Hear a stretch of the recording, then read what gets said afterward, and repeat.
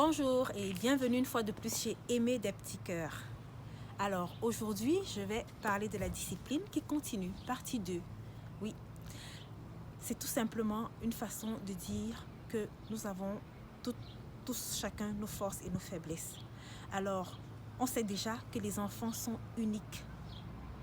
Il ne faut pas les comparer. Ça, on le sait théoriquement. Mais alors, qu'en est-il quand il s'agit de les punir ? On oublie qu'ils sont uniques. On va appliquer la même punition à tous les enfants. Mais ça ne marche pas. Les enfants sont différents les uns des autres. Quand tu essayes de punir un enfant de façon universelle, tu n'es pas sûr que ça s'adaptera à son style de personnalité. Alors prends le temps d'étudier ton enfant. Ça ne dure pas. Chaque maman connaît son enfant. Il y a des enfants qui sont très agités, très extravertis. D'autres sont plutôt introvertis. Alors, si tu as ton enfant qui est introverti et qu'il aime rester dans sa chambre, lire les livres, quand tu lui dis « va dans ta chambre comme punition », ça ne marchera pas. Ce sera une récompense pour lui. Il sera dans son monde avec ses livres. Il sera tout content.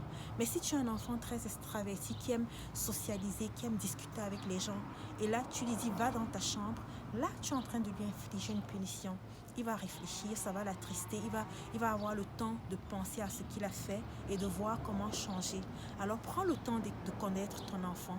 Ne t'embarque pas rapidement dans les solutions de punition faciles qui sont universelles. Oh, nous les enfants, on les tape, on fait ceci. Non, ça c'est universel. Ces solutions universelles ne s'appliquent pas à tous les enfants et elles créent plus de dégâts que de bien. Alors, pense à l'individualité et à la personnalité de ton enfant et adapte la punition selon la façon dont ton enfant est créé. Tout le monde a sa façon biologique d'être créé. Il y a des gens très durs, il y a des gens très faciles. Il y a des gens très difficiles en ce qui concerne l'alimentation, mais il y a des gens qui mangent tout. Il y a des gens qui n'aiment pas les légumes crus, il y en a qui aiment les légumes cuits, ainsi de suite.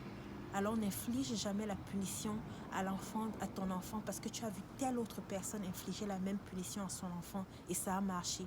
Avec ton enfant, peut-être ça ne marchera pas. Prends le temps de l'observer et donne-lui la punition qui correspond à sa personnalité. C'est comme ça que tu auras des effets positifs. Le but n'est pas de détruire ton enfant, mais c'est plutôt de l'édifier pour qu'il soit une meilleure personne dans la société, qu'il soit une meilleure personne plus tard dans la vie. Que Dieu te bénisse abondamment, c'était ça. Et je t'aime beaucoup et tu es une très bonne maman, ne l'oublie jamais.